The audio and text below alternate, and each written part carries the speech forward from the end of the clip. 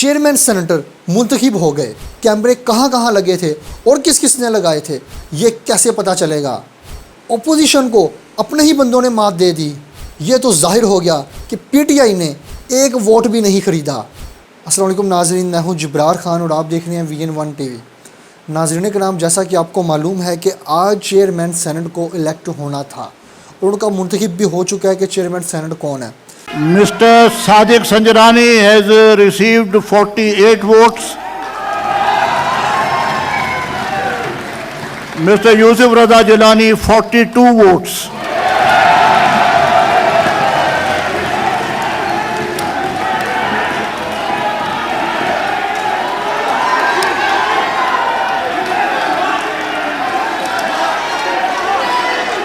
Chairman senate हमारे पास सदर पाकिस्तान की गैर मौजूदगी में वो एज आ सदर ही कंसिडर किए जाते हैं, इसलिए जो अपर हाउस का चेयरमैन है वो भी बड़ी इंपॉर्टेंस और अहमियत का हामिल है। इसके लिए हमारे पास उम्मीदवार दो थे, एक थे सादिक संजरानी साहब और दूसरे थे हमारे पास यूसुफ रज़ा गिलानी, जो कि अपोजिशन की तरफ से थे और सादिक संजरानी हुकूमत की तरफ से थे।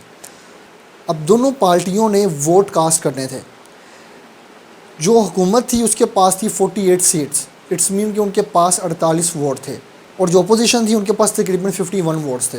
दोनों पार्टियों को अपने अपने वोट्स को कास्ट करना था और आज वो जो सिस्टम है वो शुरू हो गया। सारे के सारे वोट कास्टिंग की गई। स्टार्टिंग में सबको लग रहा था कि इस वक्त जो जीतेंगे वो यूसुफ रज़ा गिलानी साहब हैं, क्योंकि उनके पास वोट से ज़्यादा हैं। और आपको पता है कि सेनेट के इलेक्शंस में पैसा तो चलता है, और पैसा जब चलता है तो कैसे पता चलता है कि पैसा चल गया है? इस तरह पता चलता है कि जो मुखालिफ है वो अपने वोट की तादाद से ज़्यादा वोट ले जाते हैं। कैसे? जैसे आपको पता है अभी जितने सेंटर इंतखाब में आए हैं, जितने भी सेंटर इलेक्ट हुए, जैसे यूसुफ रज़ा गिलानी साहब है, उनका बेटा क्लियरली तौर पर पकड़ा गया। उन्होंने क्लियरली तौर पे जो करप्शन होती नज़र आई, बेटे ने कहा कि मैंने कोई ऐसी बात नहीं की, लेकिन वीडियो में आप देख सकते हैं वाटर करोड़ की बातें कर रहे थे। और क्लियरली तौर पर जो सेनेट के इलेक्शन में है वहाँ पे पैसा चला। और नज़र कैसे आया? जब यूसुफ रज़ा गिलानी को 160 जो उनके टोटल वोट्स हैं उससे ज़्यादा वोट्स मिल गए। अब यहाँ पर सोच रहे थे सबके चेयरमैन सेनेट के ऊपर भी कुछ ऐसा ही होगा, लेकिन हुआ क्या? सादिक संजरानी साहब as a chairman of the senate मुंतखब हो गए।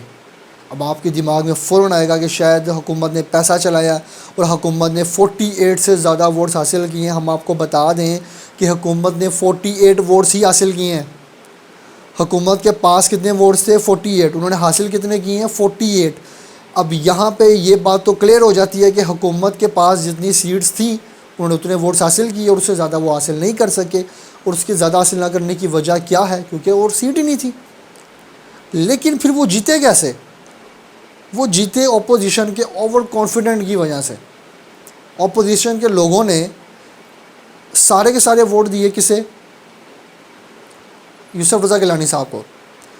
अब यहाँ पर सोचने वाली बात यह है कि 98 वोट्स हैं टोटल, जिसमें से 48 तो पड़ गए सादिक संजरानी साहब को और बाकी वोट्स बच जाते हैं, वो तकरीबन 50 वोट्स हैं, यानी 2 वोट का डिफरेंस था।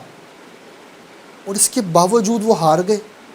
वो इस वजह से हारे कि उनकी अपनी पार्टी के कुछ लोगों ने, अपोजिशन में से कुछ लोगों ने वोट्स को गलत कास्ट कर दिया। 7 वोट आज रिजेक्ट हुए हैं।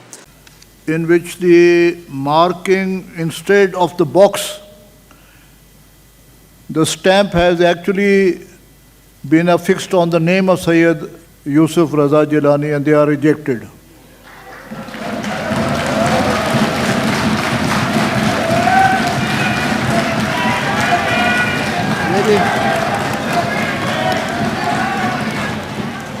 The 7 ballot papers, the marking was that you had to put the stamp in the box actually as against the name of the candidate. In all of these 7 ballot papers, the stamp has been affixed on the name of the candidate. Therefore, One minute.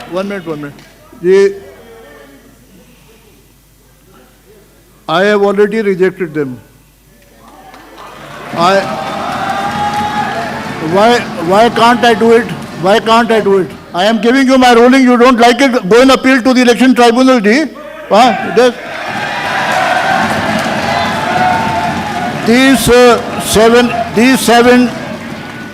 These seven ballot papers are rejected.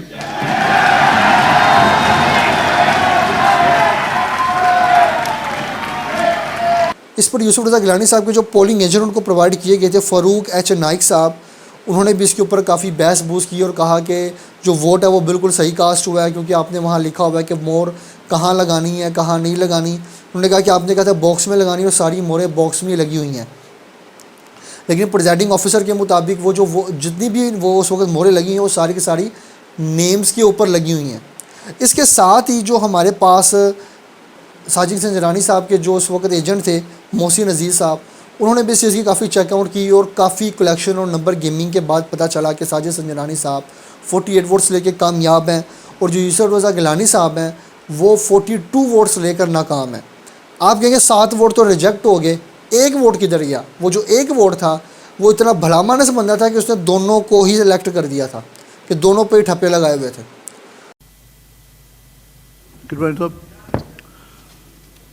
This ballot paper, the voter has given the vote both to the candidates.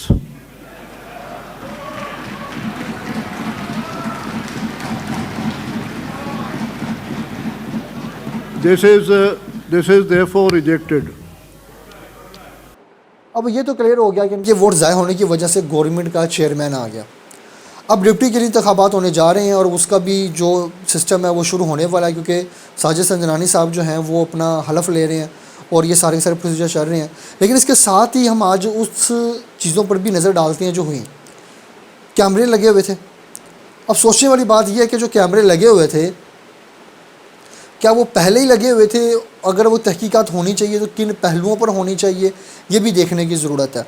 कुछ लोगों का कहना है कि कैमरे तकरीबन 16 से 17 लगे हुए हैं पूरे के पूरे सेनेट हाउस के अंदर।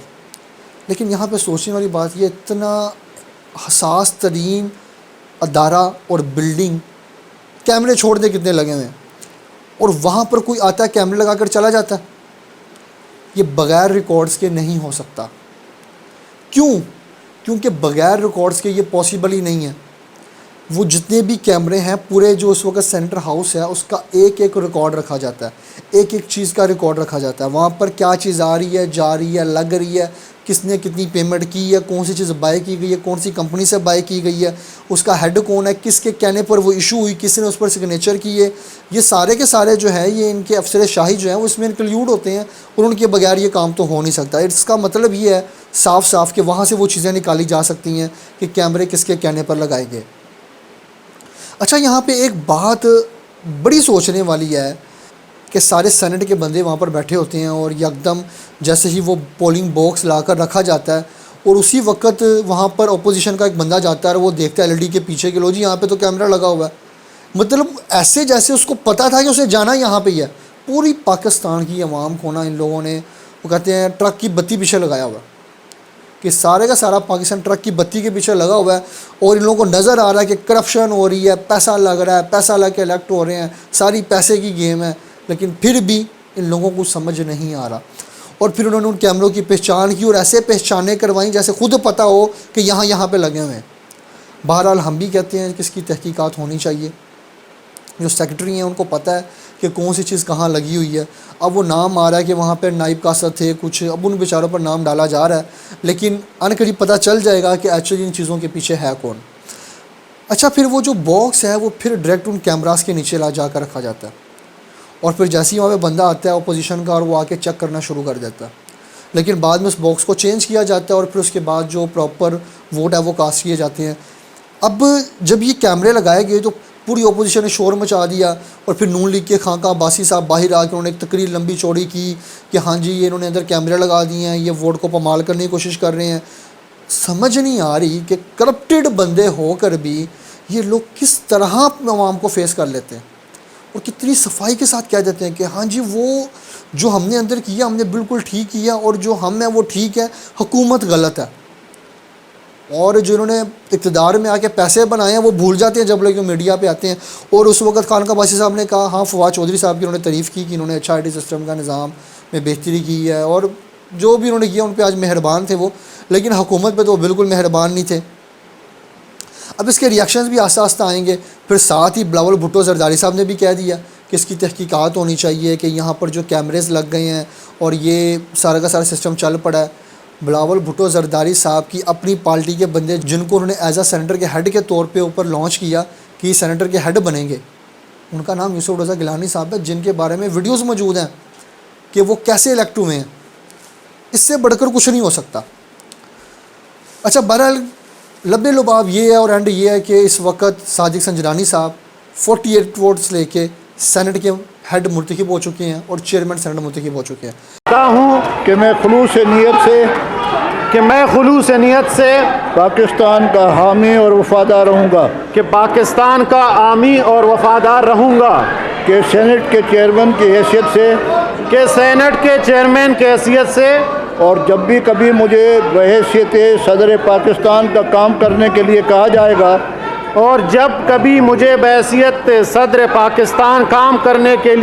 जाएगा, अपने फ़राइज़ व कामने मनसबी ईमानदारी और इंतहाई सलाहियत और वफादारी के साथ मैं अपने फ़राइज़ कारहाय मनसबी ईमानदारी, अपनी इंतहाई सलाहियत और वफादारी के साथ इस्लामी जमहूरियत पाकिस्तान के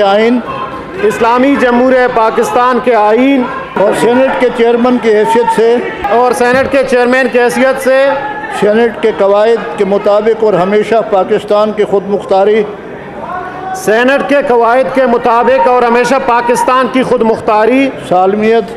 सालमियत इस्तेहकाम बहबूदी खुशहाली की खातिर अंजाम दूंगा। डिप्टी सेनेटर कौन बनते हैं ये तो वक्त के साथ साथ पता चल ही जाएगा, और इमरान खान साहब इस पर क्या मौक़िफ़ देते हैं उसके बारे में भी VN1 TV आपको आगाह करेगा। इसी के साथ अपने मेज़बान जिब्रान खान को दीजिए इजाज़त। मिलते हैं प्रोग्राम में। अपना और अपने प्यारों का ख्याल रखें। अल्लाह हाफ़िज़। पाकिस्तान जिंदाबाद।